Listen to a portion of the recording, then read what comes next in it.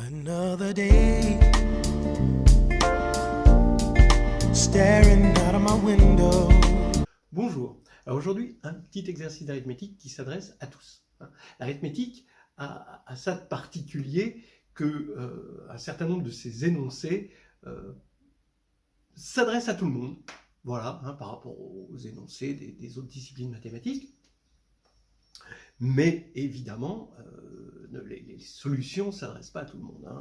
Vous l'avez vu avec la conjecture de Fermat, où le taux de gagnant par rapport aux participants a été assez minime. Ça fait penser à une phrase de Nietzsche, c'était l'entête de Ainsi parlait Zarathustra, où il disait « pour tous et pour personne ».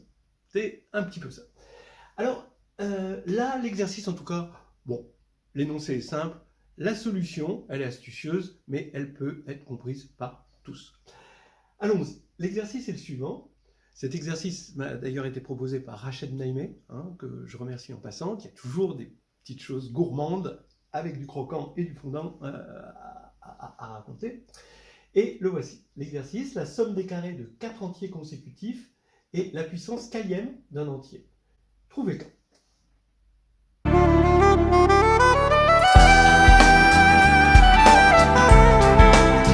Alors regardez, c'est tout simple. Bon, ben, j'écris la n dans z, n carré plus n plus 1 carré plus n plus 2 carré plus n plus 3 carré.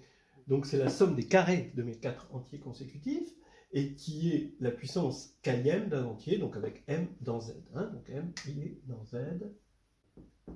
Voilà. Et k est dans n. D'accord.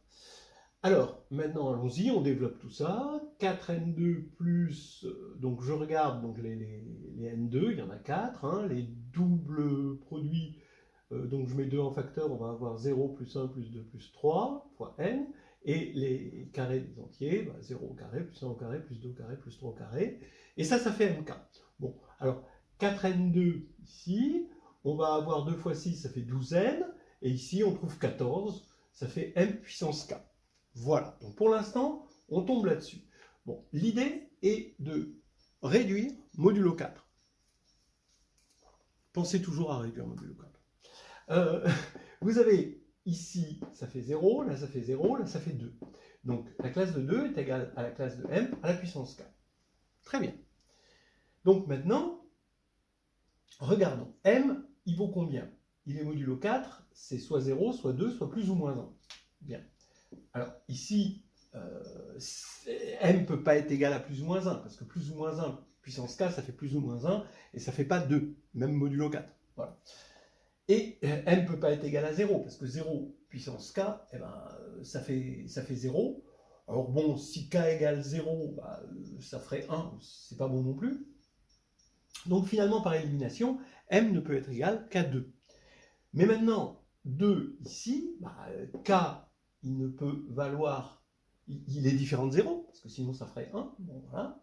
Il ne peut pas être supérieur ou égal à 2, parce qu'à partir de k égale 2, on a un multiple de 4, donc ça fait 0, et ça ferait 2 égale 0, c'est pas possible, donc forcément k égale 1. Voilà.